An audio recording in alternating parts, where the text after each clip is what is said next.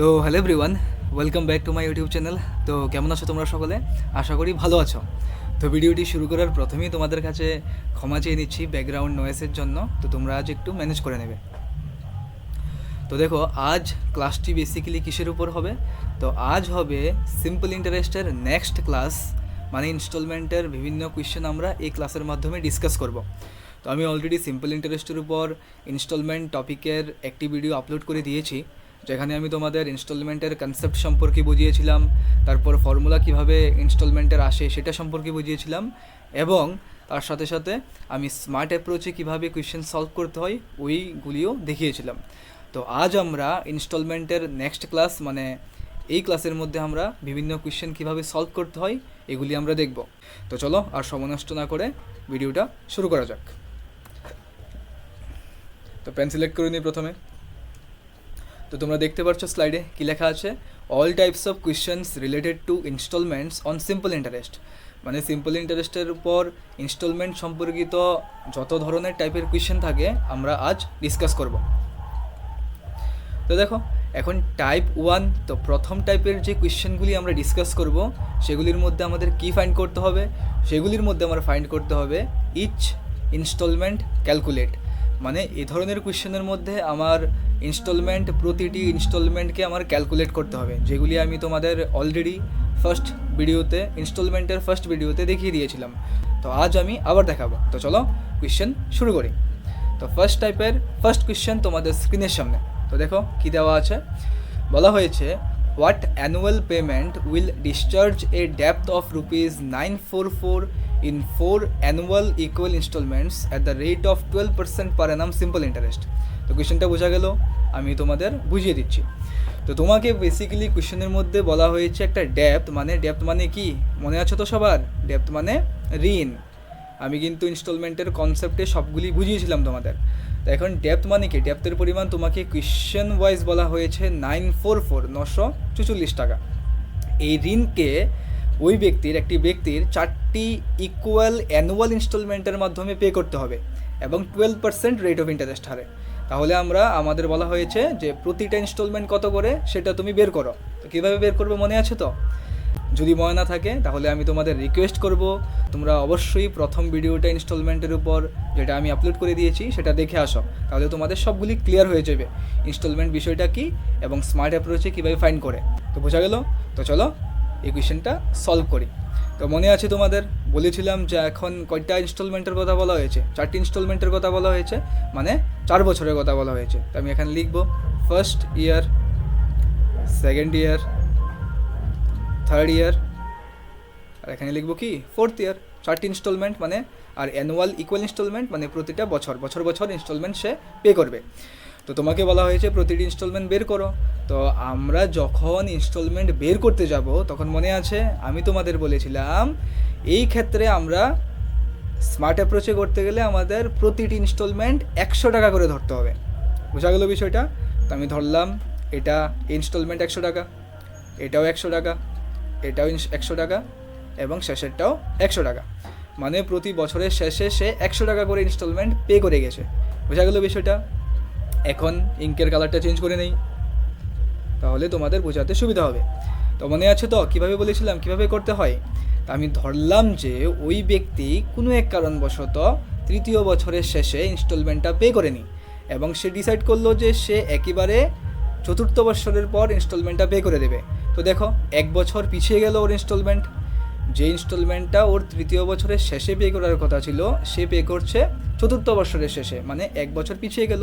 তো অবশ্যই এই 1 বছরের জন্য, এই 1 বছর পিছানোর জন্য তাকে এই 100 টাকার উপর 1 বছরের সুদ দিতে হবে। তো 100 টাকা তো দিতে হবেই, তো 100 লেখো 100 প্লাস তার সাথে সাথে এই 100 টাকার উপর 1 বছরের সুদ। আর কত পার্সেন্ট রেট অফ ইন্টারেস্ট হারে? 12% রেট অফ ইন্টারেস্ট হারে। আমরা জানি 100-এর 12% কত হয়? 12। মানে 1 বছরে আমি এখানে লিখছি, বের করে দেখাচ্ছি, 100-এর 12% হয় 12। তো 1 বছরের সুদ কত জমলো? 12 টাকা। তো 12 টাকা এক্সট্রা সুদ হিসাবে পে করবে সে। বোঝা গেল বিষয়টা? এখন আবার ইঙ্কের কালার চেঞ্জ করে নিলাম। তো সেম আবার ধরবো যে সে সেকেন্ড ইয়ারেও সেই ইনস্টলমেন্ট পে করে নিই এবং সেই ইনস্টলমেন্টটা পে করবে একেবারে শেষের চতুর্থ বছরের শেষে। তো 100 টাকা তো দিতে হবেই, তার সাথে সাথে এই 100 টাকার উপর 1 বছর 2 বছর 2 বছরেরও সুদ দিতে হবে, কারণ সে 2 বছর পরে দিয়েছে ইনস্টলমেন্টটা পে করেছে। তো দেখো 1 বছরের সুদ যদি 12 টাকা হয় তাহলে 2 বছরের সুদ কত হবে? 12 দুগুণে 24 টাকা। বোঝা গেল বিষয়টা?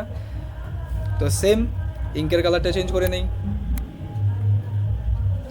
তো এখন আবার ধরবো যে প্রথম বছরের শেষেও সে ইনস্টলমেন্ট পে করে নিই, সেটা একেবারে সে চতুর্থ বছরের পর পে করবে। তাহলে 100 টাকা তো প্রথম ওকে দিতে হবেই ইনস্টলমেন্টের টাকা, তার সাথে সাথে ওকে 1 2 3 মানে 3 বছরের সুদ দিতে হবে। 1 বছরের সুদ 12 টাকা, 3 বছরের সুদ হয়ে যাবে 3 12 36 টাকা। তো বোঝা গেল বিষয়টা? এখন কোয়েশ্চেন হলো, প্রশ্ন হলো আমি কেন এটা করেছি। আমি ফার্স্ট ভিডিওতে বলেছিলাম, এখনও আবার বলছি যে আমাদের কি বলা হয়েছে, ডেপথ। তো যখন আমরা প্রথম বছরের শেষে, দ্বিতীয় বছরের শেষে এবং তৃতীয় বছরের শেষে ইনস্টলমেন্ট পে করব না, একেবারে শেষ মানে একদম চতুর্থ বছরের শেষে পে করতে যাব, এটা কি হয়ে যাবে? এটা ডেপথ হয়ে যাবে। তো বেসিক্যালি ডেপথকে ম্যাচ করার জন্য আমি এই প্রসেসটাকে ফলো করি। বোঝা গেল? তো এটা স্মার্ট অ্যাপ্রোচ, এইভাবে তোমরা করলে ইজিতে সলভ করে নিতে পারবে। তো এখন দেখো চতুর্থ বৎসরের পর যে টাকাগুলো জমলো, বেসিক্যালি এখানে 100 টাকা, এখানে এত টাকা, এখানে এত এবং শেষে এত টাকা। তো এইগুলিকে যদি আমরা এখন প্লাস করি তাহলে কি হবে? তাহলে আমার বের হবে ডেপথ। বোঝা গেল? তো ডেপথ কত বের হয়? প্লাস করো সবগুলি। তো 100 প্লাস 100 প্লাস 100 প্লাস 100 হয়ে গেল 400, প্লাস এখানে বাকি রয়েছে 36, 24 আর 12, প্লাস করো 12 2 হাতে 1 5 6 7 72, তো প্লাস 72। তো হয়ে গেল কত? 472। তাহলে আমরা যখন ইনস্টলমেন্ট 100 ধরলাম, এই রেসপেক্টে আমাদের ডেপথ কত বের হলো? 472। কিন্তু কোয়েশ্চেনের অ্যাকর্ডিংলি কিন্তু ডেপথ কত দেওয়া হয়েছে? 944। মানে আমরা বলতে পারি 472 ইউনিটের ভ্যালু হলো 944। সিম্পল। তো 1 ইউনিটের ভ্যালু বের করো, 944/7 হয়ে যাবে, ডিভাইড করলে হবে 2। বোঝা গেল বিষয়টা? তো 1 ইউনিটের ভ্যালু আসলো 2। আমাকে বলেছে প্রতিটা ইনস্টলমেন্ট বের করো। দেখো অ্যানুয়াল পেমেন্ট কত করে করেছে, মানে ইনস্টলমেন্ট বের করতে বলেছে। তো প্রতিটা ইনস্টলমেন্টকে কত ধরলাম? 100 টাকা করে ধরেছিলাম। দেখো আমি সার্কেল করছি, তো মানে 100 ইউনিটের ভ্যালু বের করবো আমি। তো 1 ইউনিটের ভ্যালু 2 আর 100 ইউনিটের ভ্যালু কত হয়ে যাবে? 2 × 100 মানে 2 × 100 মানে হয়ে গেল 200। মানে আমার অ্যান্সার কত আসলো? তো ইচ ইনস্টলমেন্ট কত করে আসলো? 200 টাকা করে আসলো। মানে আমাদের অপশন নাম্বার বি হবে আমাদের কারেক্ট আনসার। বোঝা গেল? তো সিম্পল ছিল, যেটা আমি অলরেডি ইনস্টলমেন্টের ফার্স্ট ভিডিওতে আমি ডিসকাস করেছিলাম। এখন আবার ডিসকাস করে দিলাম তোমাদের রিমাইন্ডারের জন্য। তো এখন চলো নেক্সট কোয়েশ্চেনে মুভ করি। সেম টাইপেরই, প্রথম টাইপেরই আমি 2টা কোয়েশ্চেন রেখেছি। তো দেখো সেকেন্ড কোয়েশ্চেন কি বলা হয়েছে, ইঙ্কের কালারটা চেঞ্জ করে নিই।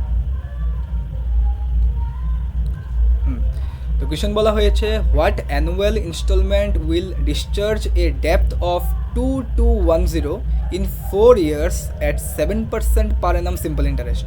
বোঝা গেল বিষয়টা? সেম কোয়েশ্চেন, তোমাকে অ্যানুয়াল ইনস্টলমেন্ট বের করতে বলা হয়েছে, ডেপথ তোমাকে দেওয়া হয়েছে 2210, টাইম দেওয়া হয়েছে 4 years, মানে 4টি ইনস্টলমেন্টের কথা বলা হবে। তাহলে অ্যানুয়াল ইনস্টলমেন্ট না, 4 বছর কথা বলা হয়েছে, মানে প্রতি বছরের শেষে সেই ইনস্টলমেন্টগুলি পে করবে। তাহলে 4টি ইনস্টলমেন্টের কথা বলা হয়েছে আর 7% রেট অফ ইন্টারেস্ট হারে। তো সেম আমরা লিখব first year, second year, third year and next fourth year, 4টি ইনস্টলমেন্ট। তো প্রতিটা ধরলাম কত? 100 টাকা করে। আমরা 100 টাকা করে ধরে করব, তাহলে আমাদের একদম সহজ হয়ে যাবে কোয়েশ্চেনগুলি সলভ করতে। স্মার্ট অ্যাপ্রোচ কিন্তু এটা। বোঝা গেল? তো আমরা কি করব? তো দেখো, তো ধরলাম যে সে তৃতীয় বছরের শেষে ইনস্টলমেন্ট পে করেনি এবং সেটা চতুর্থ বছরের পর পে করবে। তাহলে 100 টাকা তো প্রথম দিতে হবেই, তার সাথে সাথে 7% রেট অফ ইন্টারেস্টে 100 টাকার উপর ওর 1 বছরের কত সুদ জমবে? তো 100 টাকার 7% মানে কত হলো? 7। তো 1 বছরের সুদ মানে 60 টাকা এক্সট্রা দিতে হবে। কেন? কারণ সে 1 বছর পর ইনস্টলমেন্টটা কিন্তু পে করেছে। তো সিমিলার কেসের মধ্যে এটা ধরবো, এটা পে করিনি, একদম চতুর্থ বছরের শেষে যখন পে করতে আসবে তখন কি হয়ে যাবে? একশো টাকা প্রথম যেভাবে আছে এভাবে দিতে হবে, তার সাথে সাথে 2 বছরের সুদ দিতে হবে। 1 বছরের সুদ 60 টাকা, 2 বছরের সুদ হয়ে যাবে 14 টাকা। সিমিলার কেসের মধ্যে ধরলাম যে প্রথম বছরের শেষেও সে ইনস্টলমেন্ট পে করে নি এবং একেবারেই শেষের বছর মানে চতুর্থ বছরের পর পে করবে, তাহলে কত হয়ে যাবে? প্রথমে 100 টাকা ওকে যেভাবে আছে ইনস্টলমেন্ট দিতে হবে, প্লাস তার সাথে সাথে 3 বছরের সুদ দিতে হবে। 1 বছরের সুদ 60 টাকা, 3 বছরের সুদ হয়ে যাবে 3 × 7 = 21। বোঝা গেল? এখন সবগুলি চতুর্থ বছরের পর যে টাকাগুলি জমলো সবগুলি প্লাস করো, তাহলে আমাদের কি বের হবে? ডেপ্থ বের হয়ে যাবে, ডেপ্থ। তো ডেপ্থ ইজ ইকুয়াল টু কত জমলো আমার 100 টাকার রেসপেক্টে? জমলো 100, 200, 300, 400 প্লাস 21 প্লাস 14 প্লাস 7 প্লাস করো তো 12 2 হাতে 1 3 4 42 হয়ে গেল আমার 442। এটা রেসপেক্টে যখন আমরা ইনস্টলমেন্টকে 100 টাকা ধরলাম তখন এই রেসপেক্টে আমার ডেপ্থ বের হলো 442। কিন্তু তারা কোয়েশ্চেনে ডেপ্থ কত দিয়েছে? 2210, মানে বেসিক্যালি 442 ইউনিটের ভ্যালু আমাকে দেওয়া হয়েছে 2210। তো 1 ইউনিটের ভ্যালু বের করো, 2210/442। বোঝা গেল? ক্যান্সেল আউট করতে পারো এখানে। 2 দিয়ে করলে 2 দিয়ে ডিভাইড করলে হবে এখানে 10 আর এখানে হবে 2, তো এখানে 2 দিয়ে ক্যান্সেল আউট করলে হবে 5। তো 1 ইউনিটের ভ্যালু আসলো 5 ইউনিট, মানে 5। বোঝা গেল? তো এখন আমাকে বলা হয়েছে প্রতিটা অ্যানুয়াল ইনস্টলমেন্ট বের করো। তো প্রতিটা অ্যানুয়াল ইনস্টলমেন্ট কত? 100 টাকা, 100 টাকা, 100 টাকা, 100 টাকা, মানে 100 ইউনিটের ভ্যালু, 100 ইউনিটের ভ্যালু বের করব। তো 1 ইউনিটের ভ্যালু 5, তো 100 ইউনিটের ভ্যালু কত হয়ে যাবে? 100 × 5, মানে 100 × 5 দ্যাট ইজ 500। বোঝা গেল? তো আমার প্রতিটা ইনস্টলমেন্ট অ্যানুয়াল ইনস্টলমেন্ট কত করে আসলো? 500 টাকা করে আসলো। অপশন নাম্বার সি হবে আমাদের সঠিক উত্তর, that is correct answer. Simple ছিল। তো এইগুলি ছিল টাইপ 1-এর কোয়েশ্চেন, যেখানে আমাদের অ্যানুয়াল ইনস্টলমেন্টকে বের করতে বলা হয়।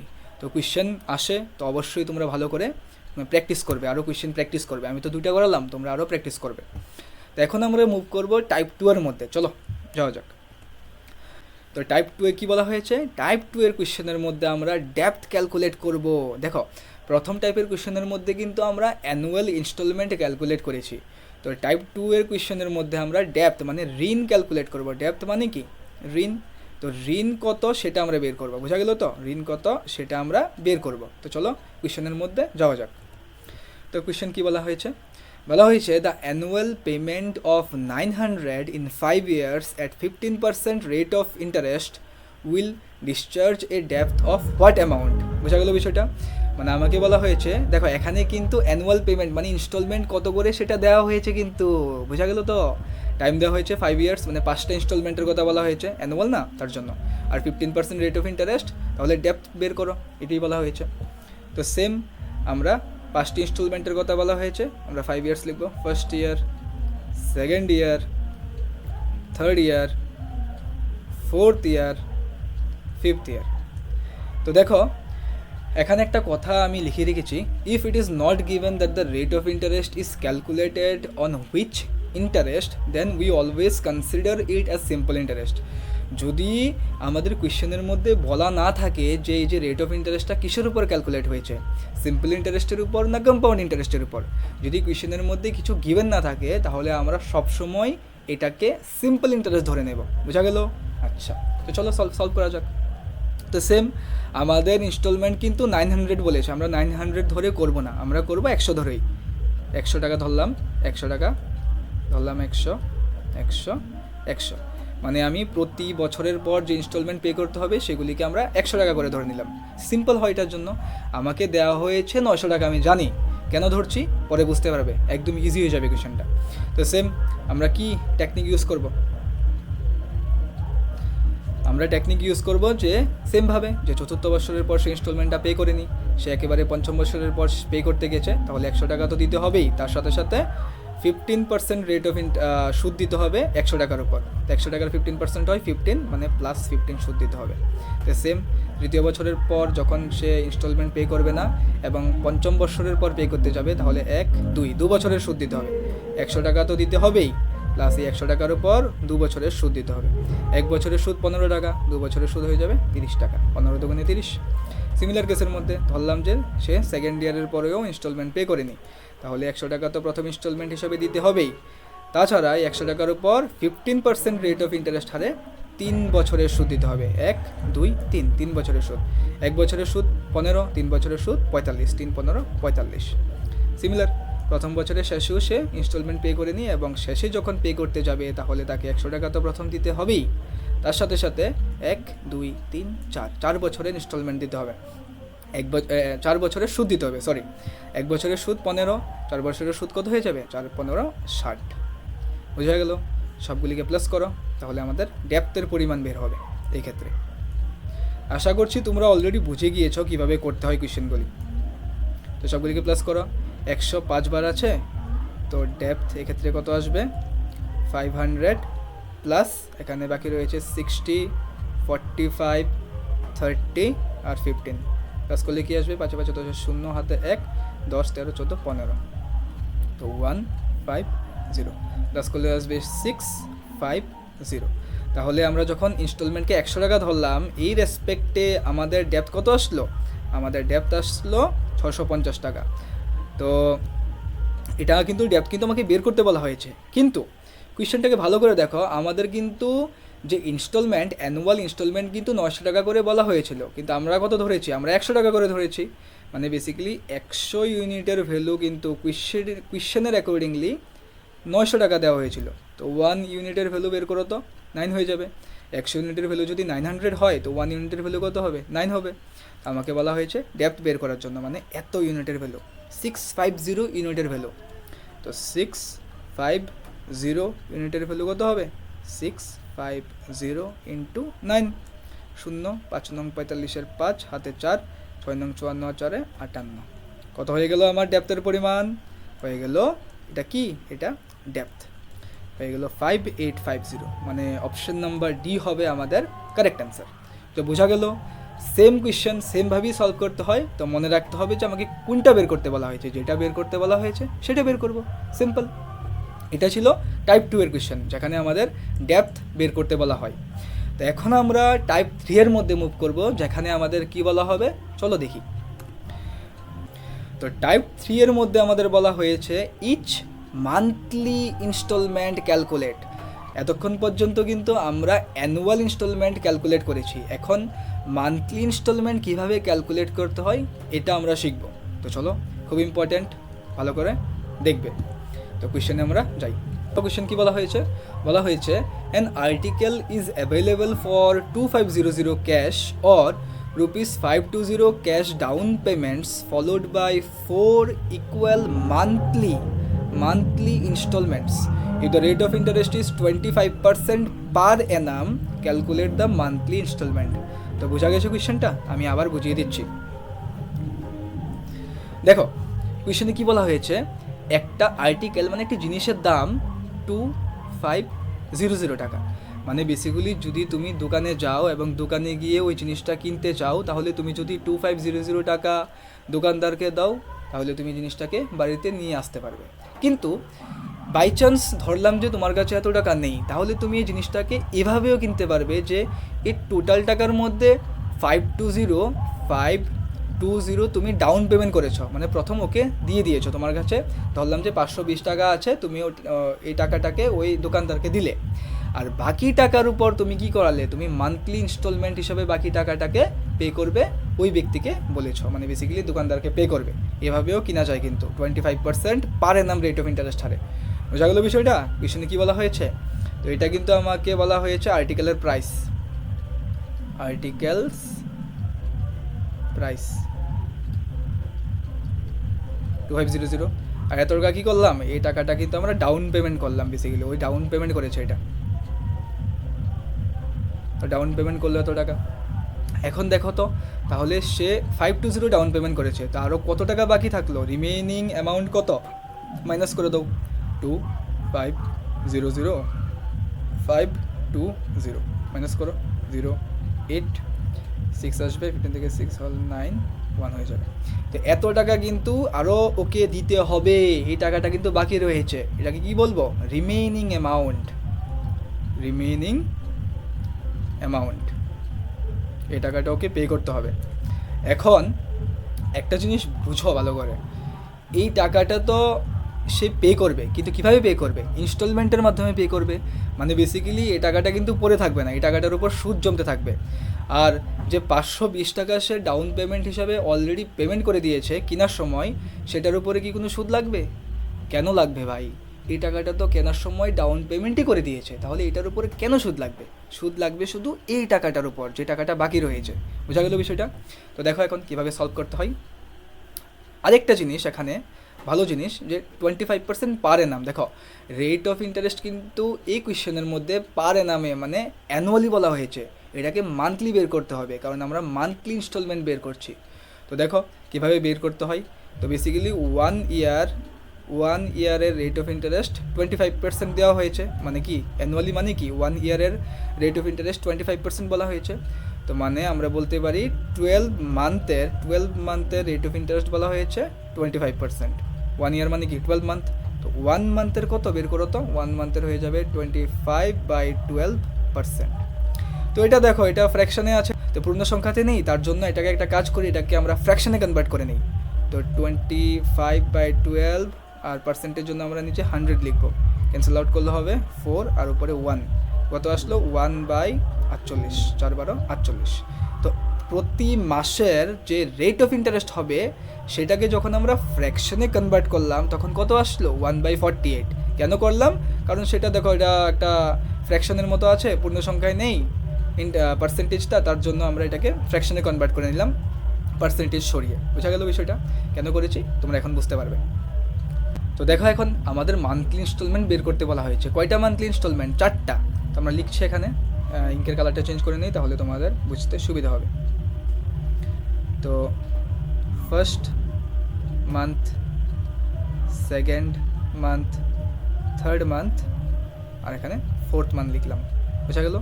এখন এই ক্ষেত্রে যখন আমরা মান্থলির ক্ষেত্রে দেখো এটা কি আছে, ফ্র্যাকশনটা রেট অফ ইন্টারেস্ট এমন ধরনের আছে, এটাকে আমরা ফ্র্যাকশনে কনভার্ট করে নিলাম। তো যখন আমরা ফ্র্যাকশনে কনভার্ট করে নেব না, তখন আমাদের মনে রাখতে হবে যে নিচে ডিনোমিনেটরের মধ্যে যেটা আছে সেটাকে আমরা ইনস্টলমেন্ট হিসাবে এখানে বিবেচনা করব, মানে ধরে নেব যে এটা ইনস্টলমেন্ট। এটা চেঞ্জ হয়ে যাবে অবশ্য, তো ধরবো এটা কেন, সহজের জন্য।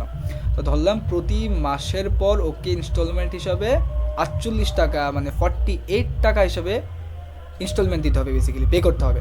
তো 48, এখানেও 48, এখানেও 48, এখানেও 48। বোঝা গেল বিষয়টা?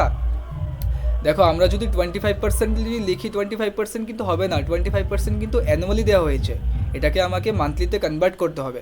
তো কনভার্ট করে দেখলাম যে সেটা এই আকারে আসছে এবং আকারটা সুন্দর লাগছে না, তার জন্য এটাকে আমরা ফ্র্যাকশনে কনভার্ট করে নিলাম, যেটা হয়ে গেল কি 1/48। আর ডিনোমিনেটরের মধ্যে যেটা থাকে এটাকে আমরা এমন ধরনের কোয়েশ্চেনের মধ্যে ইনস্টলমেন্ট হিসাবে কাউন্ট করি। এগুলি কি ধরলাম? ইনস্টলমেন্ট ধরলাম সেগুলি। বোঝা গেল? তো এখন দেখো, তো সেমভাবেই করবো আমরা। ধরলাম যে সে তৃতীয় মাসের পর ইনস্টলমেন্ট পে করে নিই এবং সেটা পে করবে চতুর্থ মাসের পর। তো 48 টাকা তো প্রথম ওকে পে করতেই হবে, তার সাথে সাথে এই 48 টাকার উপর ওকে সুদ দিতে হবে 1 মাসের। তো একটু ভালো করে লক্ষ্য করো, এটা যদি ইনস্টলমেন্ট হয়, বেসিক্যালি ইনস্টলমেন্ট 48 টাকা, তো এটার উপর যখন আমরা এই ফ্র্যাকশনটা বের করলাম তখন কত আসলো? 1 আসলো। মানে সুদ কত জমছে 1 মাসের? 1 টাকা। 1 মাসের সুদই তো দিতে হবে না, 48-এর উপর 1 টাকা সুদ দিতে হবে। বোঝা গেল বিষয়টা? দেখো আবার দেখো, সেকেন্ড ইয়ারের ইনস্টলমেন্ট যখন